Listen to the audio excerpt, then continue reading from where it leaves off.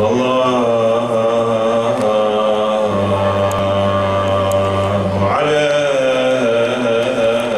عليك يا رسول الله وعلى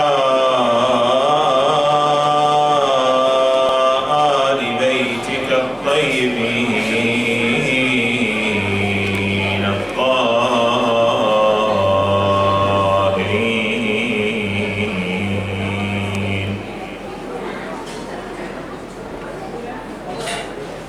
السلام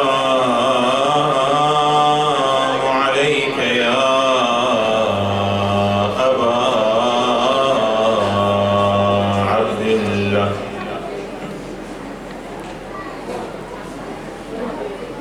يا رحمة الله الواسعة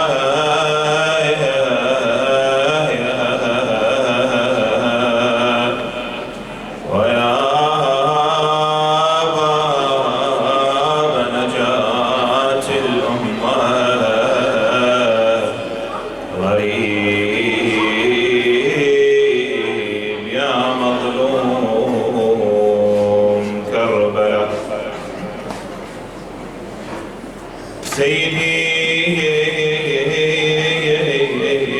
يا أبا عبد الله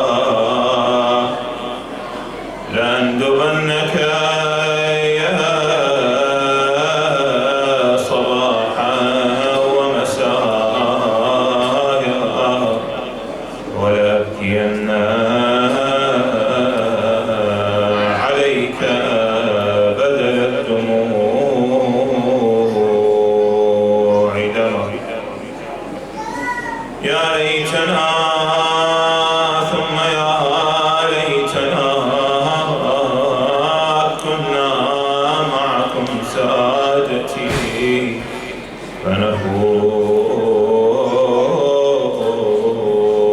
فوزا عظيما.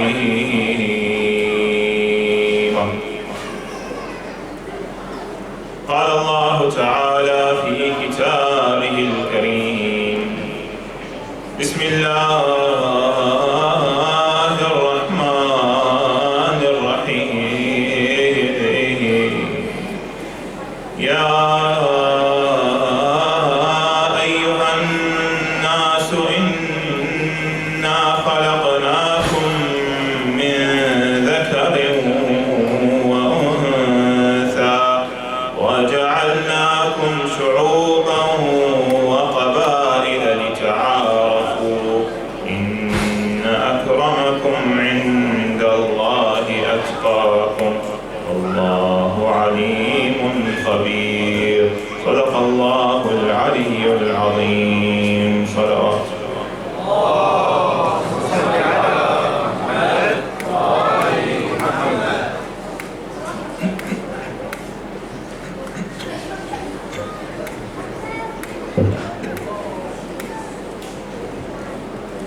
Yesterday, in our topic, we have assessed why, from a rational point of view, why we identify as a Shia.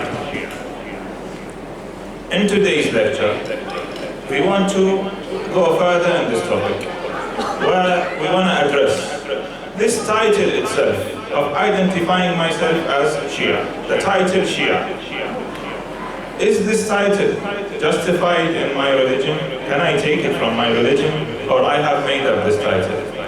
Furthermore, we understand that identity, all of us have certain identities. That identity is a multi-dimensional concept. For we identify ourselves with all sorts of things. From a faith point of view, I identify myself as a Muslim, as a Shia, and so on. And then there's other dimensions, for example, the dimension of where do I belong to, the country, for example. So I would say in that case, I'm British, I'm Iraqi, I'm Pakistani, I'm Afghani, so on and so forth. Or for example, the dimension of ethnicity. I would say that I am Arab, I am non-Arab, I am Persian, I am Afghani, and so on. Or I identify myself through the dimension of my profession. where I would say, for example, I am a doctor, I am a lawyer, I'm an engineer, and so on and so forth. So as we can see, there's so many different dimensions when it comes to our identity and what we identify as.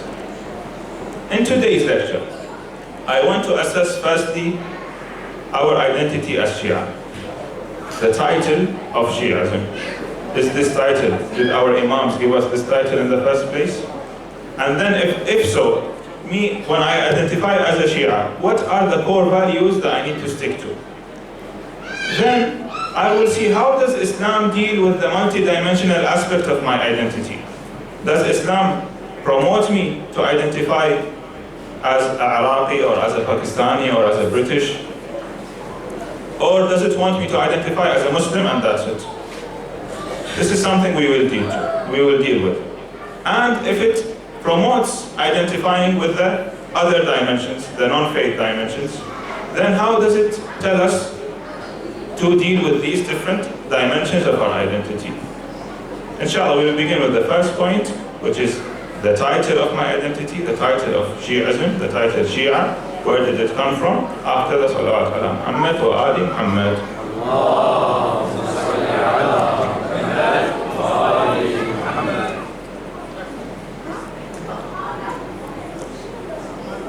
As we established yesterday, all the guidance that we take is from the intermediate between us and the Creator. And we established that this intermediate is Rasulullah sallallahu alayhi wa sallam. And Rasulullah sallallahu alayhi wa alayhi has told us to hold on into two things, the Quran and his itra, his family, Ahlul Bayt, and holding into these two. Now I want to see what do I identify myself with as a title when it comes to my faith. We see a narration where Rasulullah sallallahu alayhi wa alayhi, when would talk to Amir al-Mu'mineen salamullah alayhi. Rasulullah, what would he tell Amir al-Mu'mineen? He would tell him, Ya Ali, Anta wa shi'atuka hum al-faizun. You and your Shia are the victorious. So we see that the Prophet himself has used this term Shia. You and your Shia, you and your followers. Now one would come and tell me, the Prophet used the linguistic term of Shia. The linguistic term of Shia in Arabic, it means follower. The Prophet didn't mean it as a title. He used it as a linguistic, he meant the linguistic term, not the title, which is the sect that we think of in today's world. I'll give you another narration by Imam al-Baqir salamullah alayhi. Imam al-Baqir had a companion by the name of Abu Basir. Abu Basir was the companion of Imam al-Baqir and Imam al-Sadiq. And he's one of the very close companions. Imam al-Baqir would tell Abu Basir, be proud of your name. Abu Basir would tell him, oh my master, what is my name? Imam al-Baqir would tell Abu Basir, be proud that you are a Shia. The Imam used the term Shia. Be proud of this name. The narration will continue, and I'm paraphrasing the continuation of the narration. Abu Basir would tell him, my master, people make fun of this title when I tell them that I am Shia. He tells him, no, be proud of this. So we see the Imams have given us this title. So now the title of our identity from a faith point of view, is set by the Imams. We are Shia Muslims. This is the title of our identity. Now, the first question would come, now that I identify as a Shia, when we identify with something, what does it mean to identify with something? It means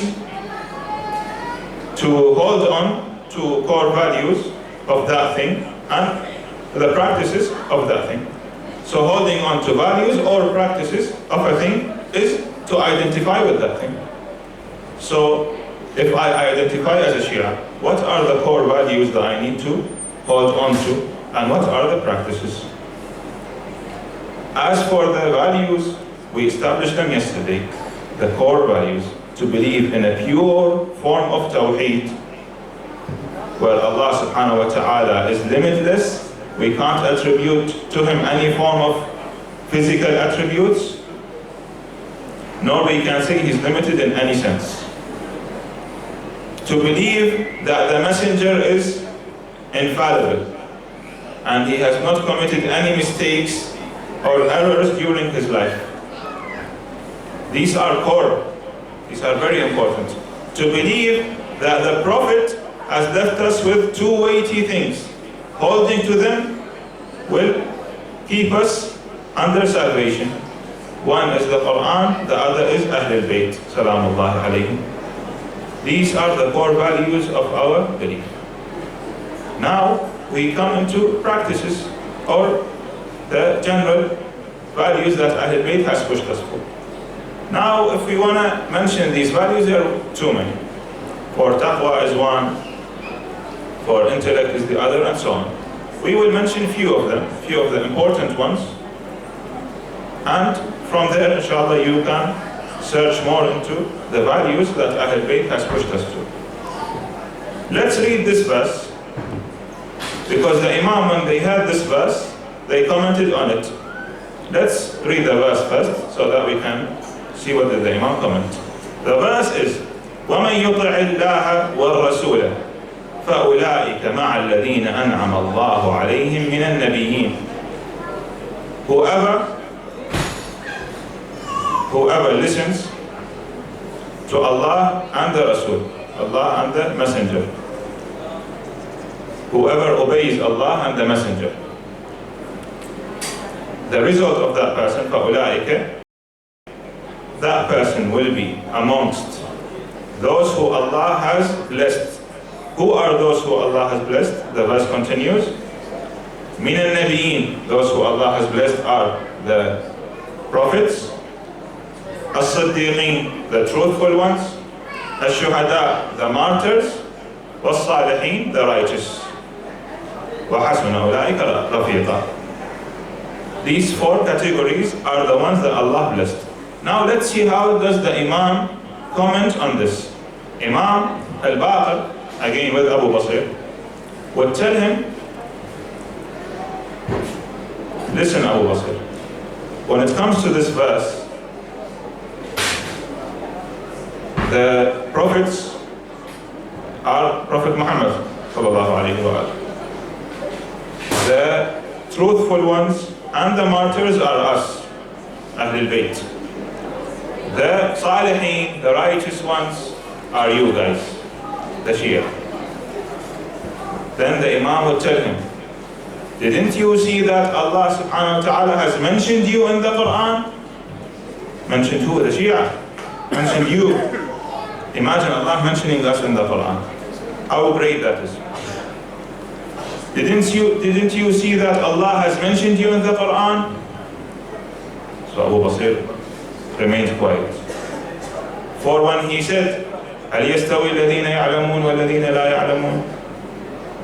Does those who know, are those who know equal to those who don't know? Then he continued. He said, for those who know are our followers, and those who don't know are our enemies. The verse carries on. هل يستوي الذين يعلمون والذين لا يعلمون إنما يتذكر أولو الألباب. Are the ones who know equal to the ones who don't know? In fact, those who remember are ulul albab. Ulul albab means those who have intellect. And here the Imam has said that ulul albab are the Shia. The Quran has mentioned ulul albab and meant the Shia, the followers of Ahlul Bayt, those who obey Allah and the Messenger, as we established yesterday. So the first core value we can see from this verse is to be amongst ulul albab, those who know, those who are intellectual.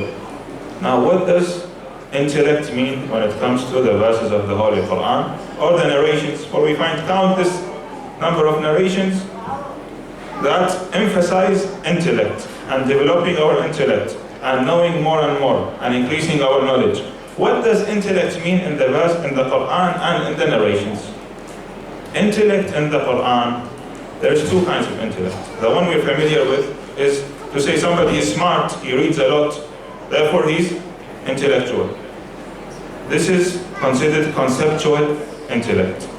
To be intelligent in concepts. Because they've read a lot, they've researched a lot, so they became an intellect person.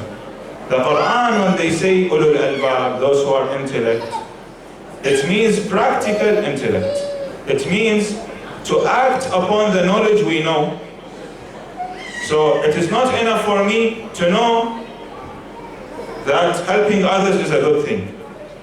I will be intellectual when I actually help others, not by knowing that helping others is good.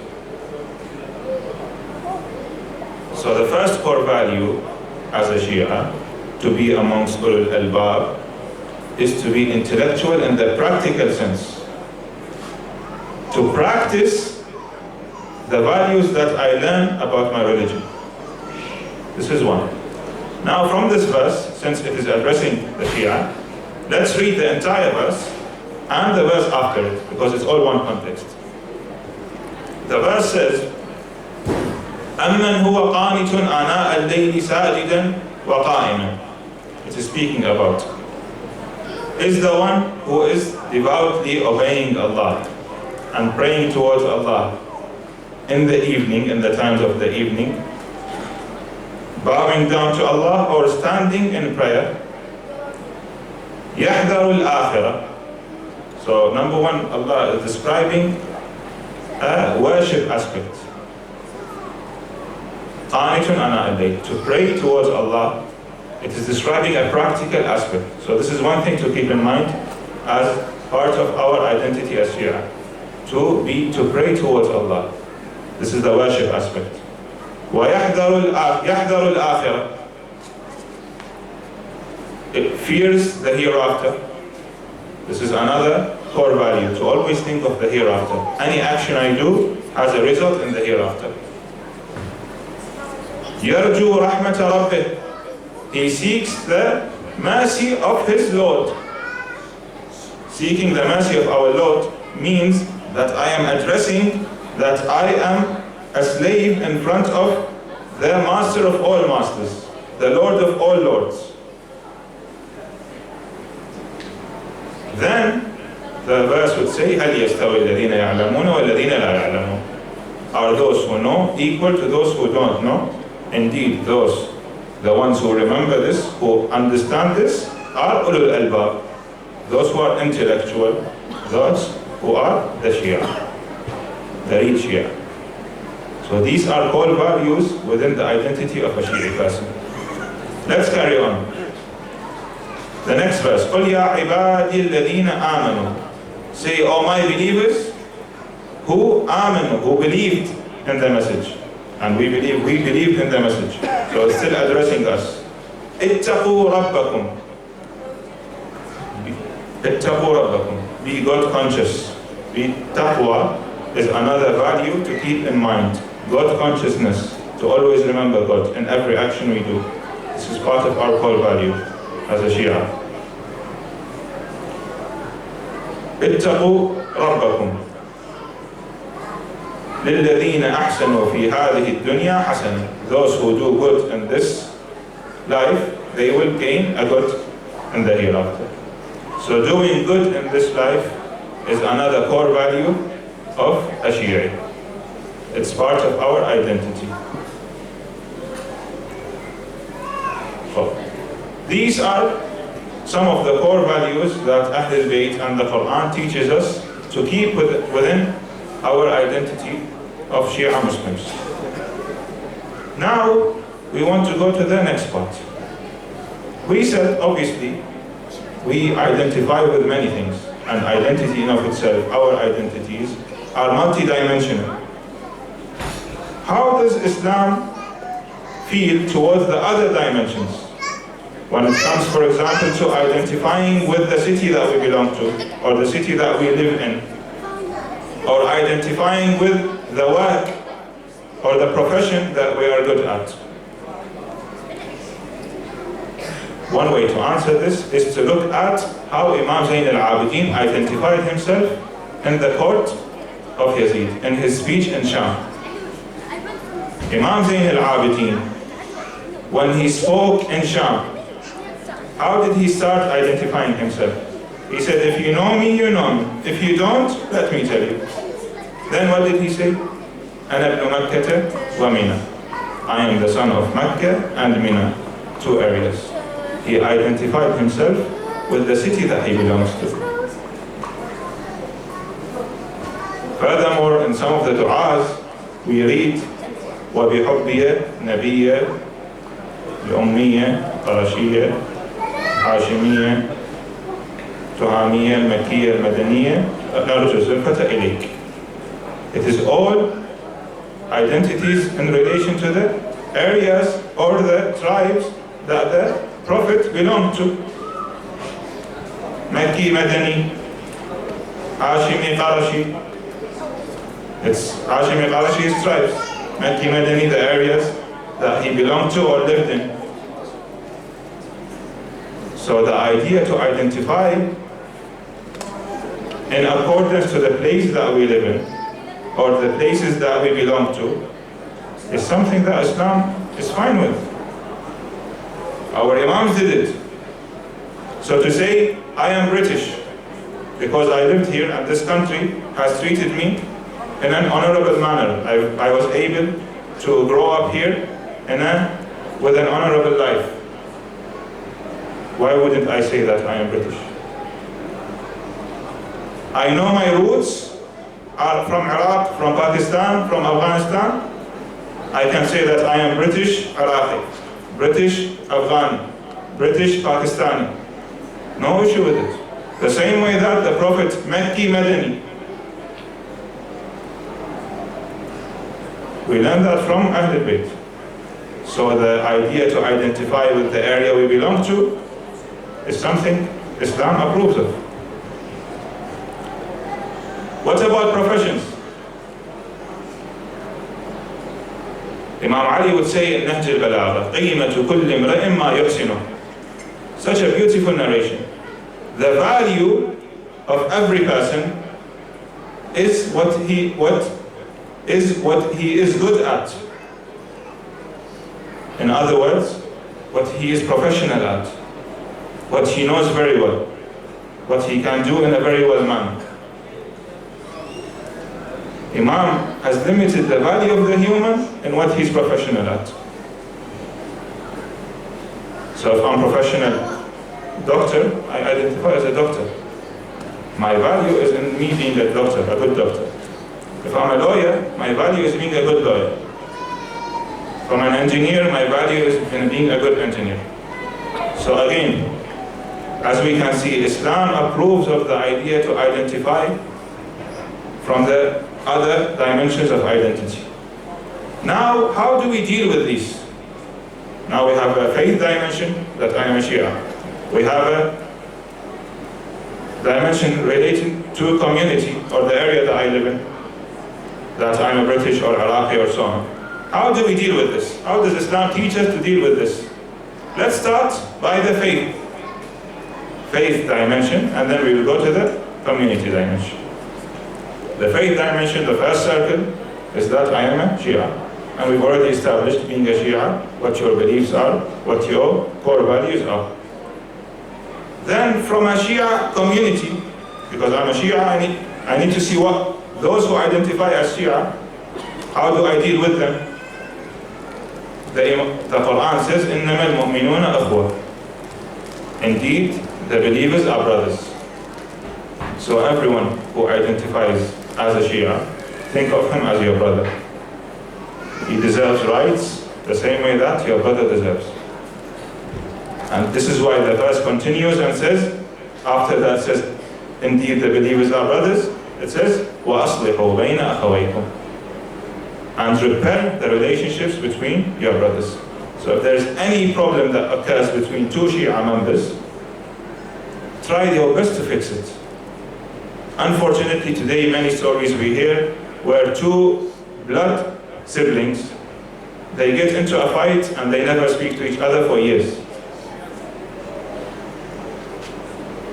This is something against a Quranic principle. We should try our best to deal with every Shia believer as our brother. and truly think of him as a brother. Even if we disagree on many points, he's still my brother.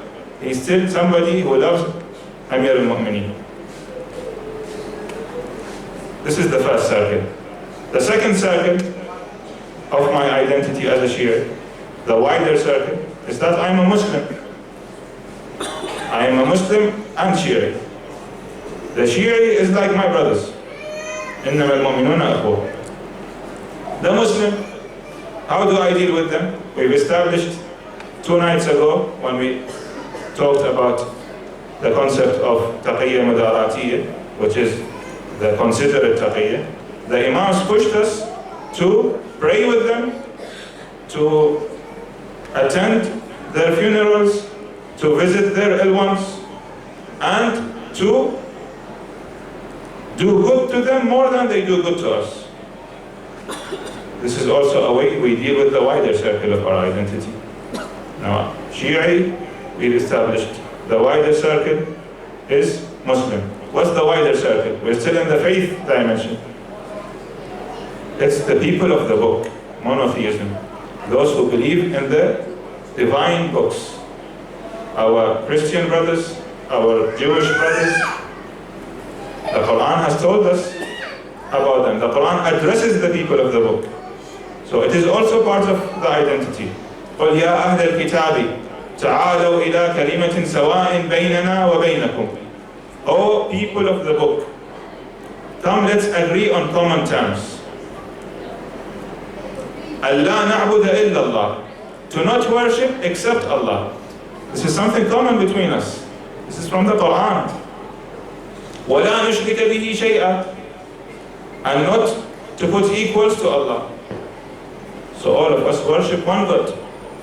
Let's agree on that. Let's start to communicate through this agreement that we have. This is something the Quran is pushing us for.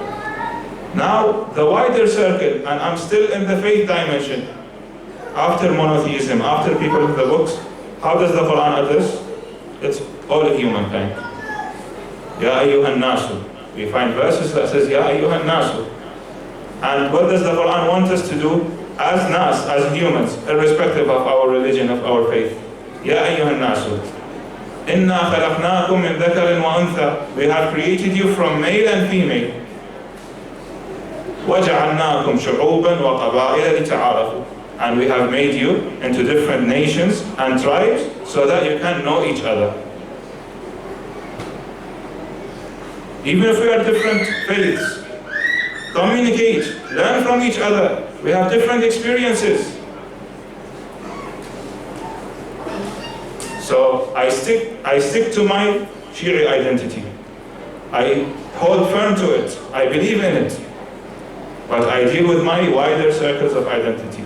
My Islam, me being from the people of the book, and my humanity. And we all know the famous saying by Imam Ali alayhi salam when he sent it to Malik al-Ashtar, where he said, people are of 2 kinds, either your brother in faith or equal in humanity. So this is all the faith dimension of my identity.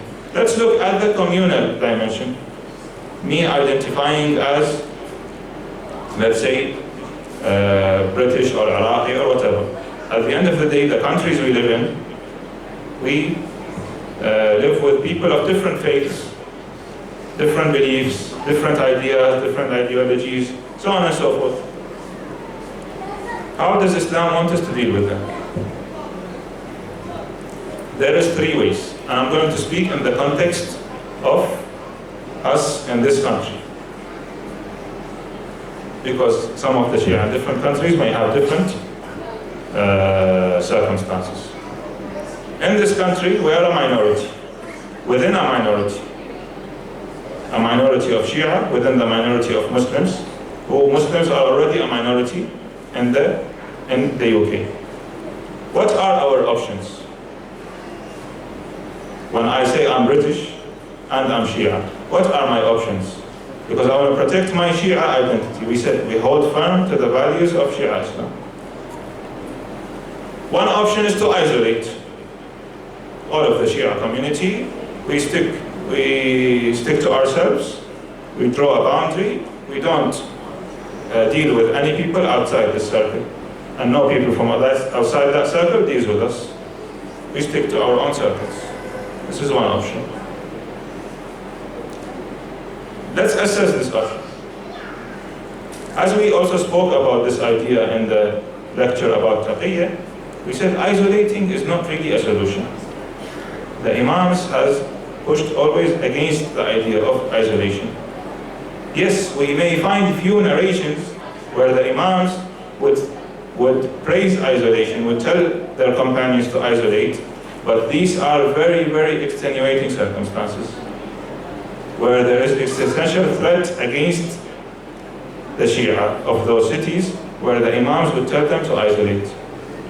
But this is not the case here. And the general case, it is not. There is a narration where somebody told the Imam that he keeps his son in the house to protect him against any foreign ideas. So he was expecting the Imam to praise him. The Imam told him, "How will your son learn his religion?" This was his response. If you keep your son at home, how will he learn his religion? For religion is not just theories. You need to learn how to practice it. You need to deal with people to be able to practice their religion.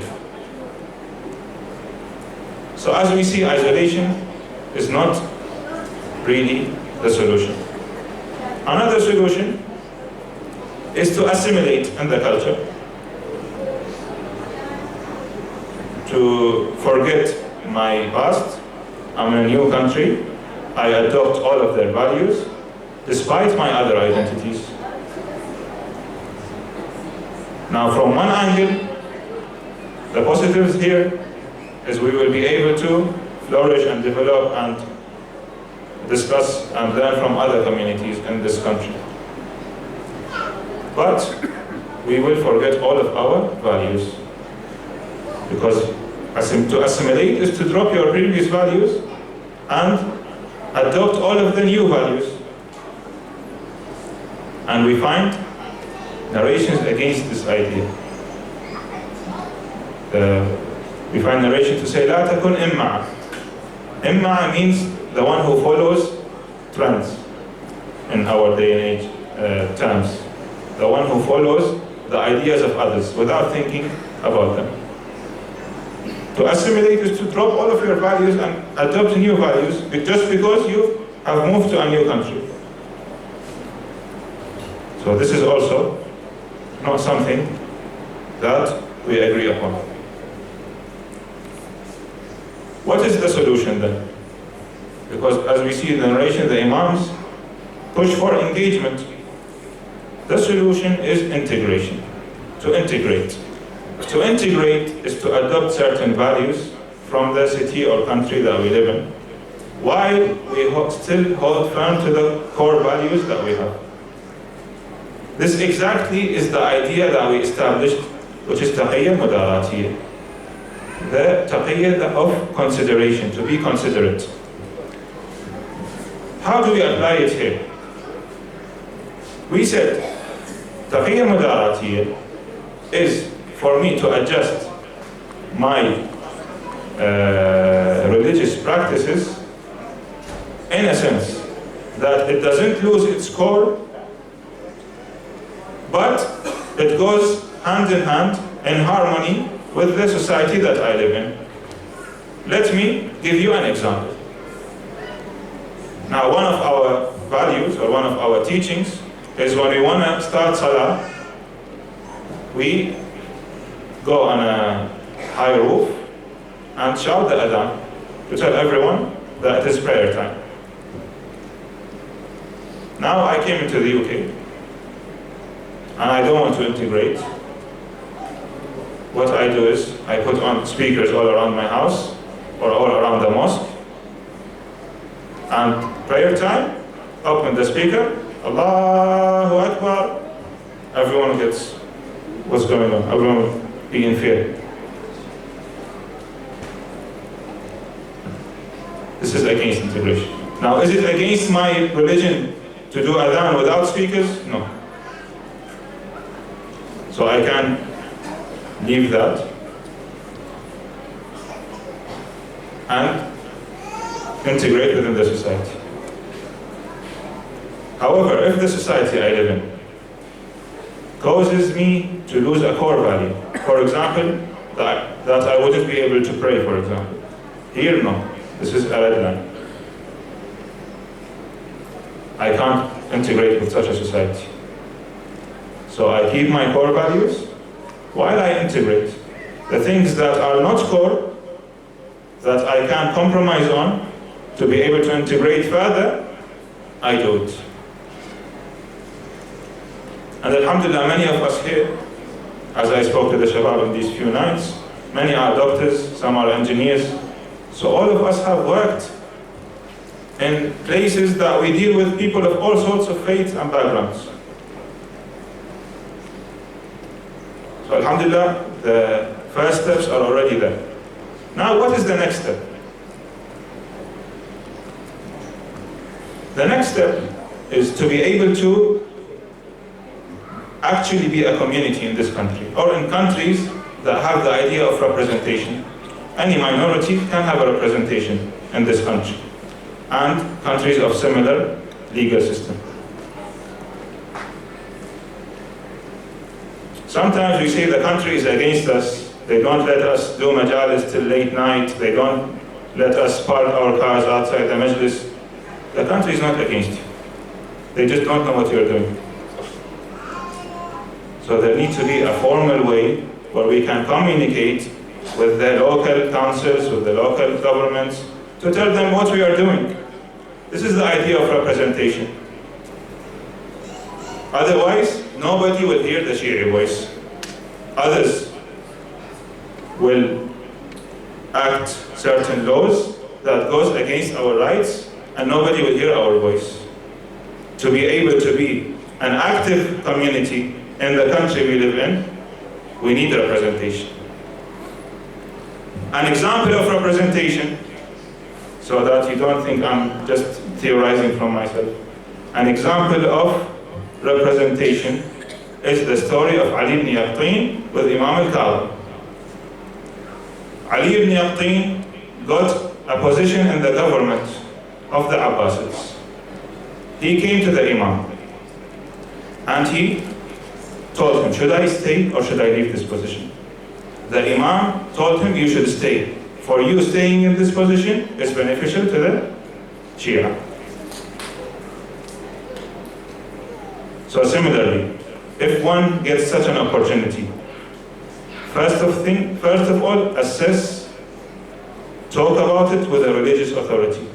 If you reach a conclusion that this is beneficial to society, do so.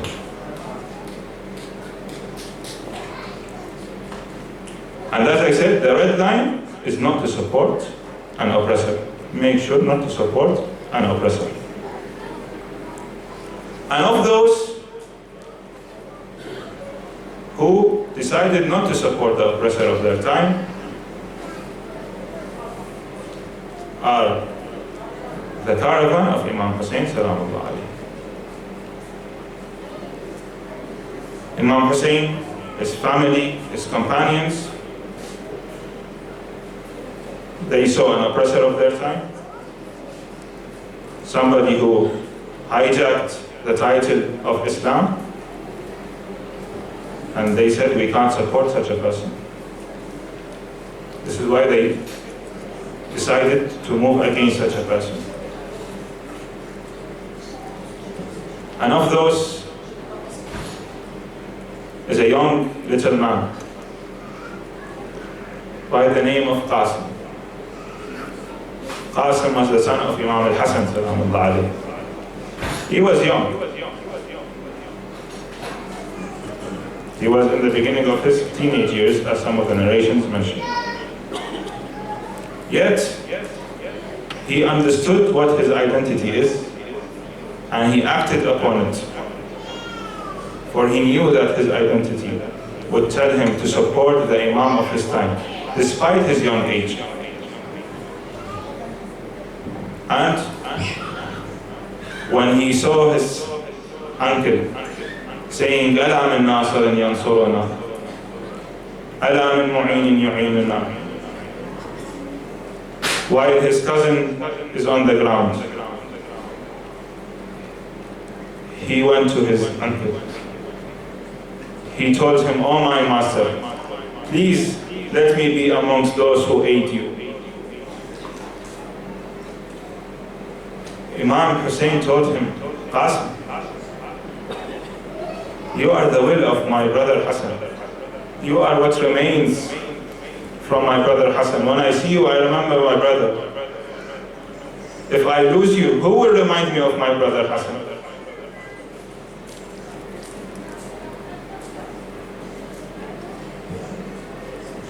Qasim said, "But uncle, my father told me in his will, if you see your uncle Hussain all alone on the plains of Karbala, calling out for supporters, calling out for help, then go and support him." Here Imam Hussain told Qasim, "Okay, in that case, come with me." He took Qasim to a tent that the Imam named it after the poisoned Imam, Imam Al-Hakim. He opened a box. He took out an armor and a sword. It was the armor of his brother Imam Al-Hasan. It was the sword of his brother Imam Al-Hasan. He gave it to Qasim. Qasim wore the armor of his father. He took the sword of his father. Then they hugged each other. They hugged each other and cried. Then Imam Hussain would ask Qasim, "Oh Qasim, how do you see death?" Qasim here would reply, "Oh my master Hussain, death in supporting you is sweeter than honey." Then he told him, "Oh Qasim, go to the tent of your mother to bid farewell to your mother. It is the last time that she will see you." When he entered, Lady Zainab would cry and shout, "Wa Hasana, is this my brother Hassan in front of me?" He would go and hug his aunt Zainab. He would then hug his mother Ramla. Then Qasim would look at his mother. What would he tell her? "Mother, my whole life I wanted to make you proud, to make you happy. It's all that I've ever vowed. My youth's been taken,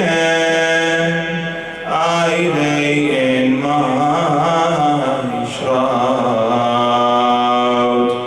Mother, my whole life I wanted to make you proud. The way you raised me, I'd give my life. Mother, forgive me if I've caused you any pain. Please don't forget me when my time has come." What did my father tell me? My father told me, "When you see Hussain in need, give him this letter. Now I see death as honey. I see him calling, who will aid us now? Mother, my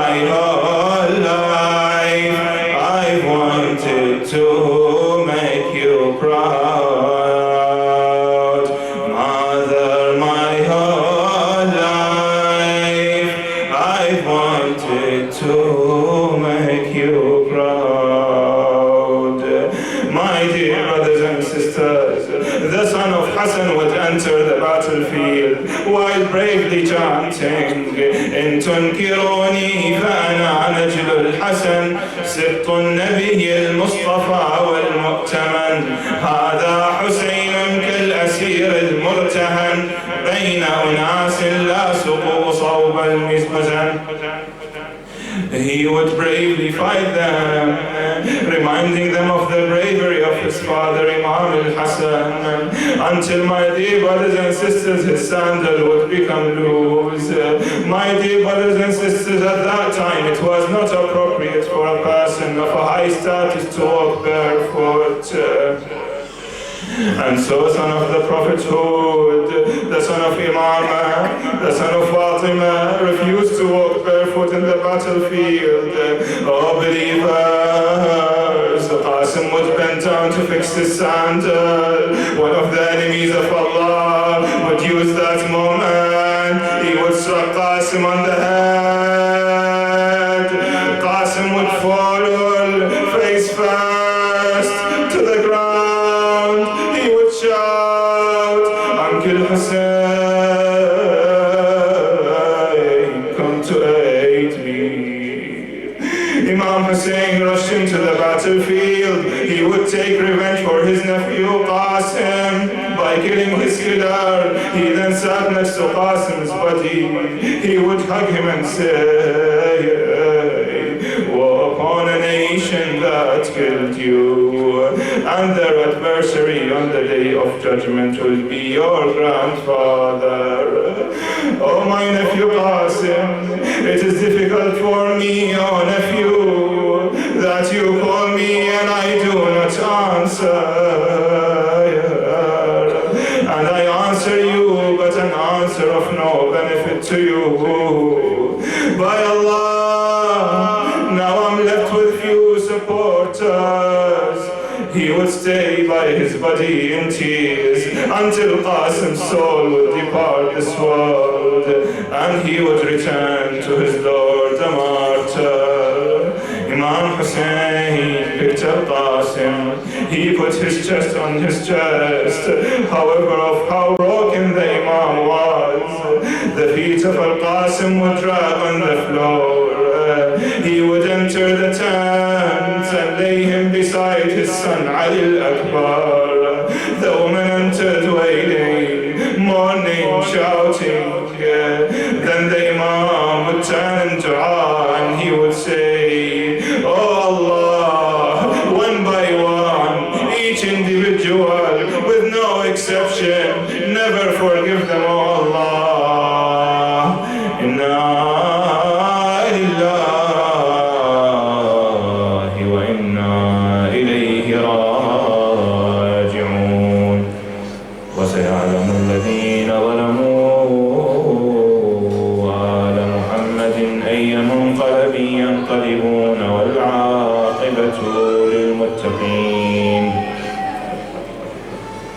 Ya Allah, we ask you by the stars of Qasim to protect us, Ya Allah, to accept our hajat, to accept our needs, our deeds, to cure our ill ones, Ya Allah, for the souls of the marhumeen, of the Muslimin, and the marhumeen of those who organize this Majlis. Please recite the Fatiha before the Tilawat Salawat ala Muhammad wa Ali Muhammad.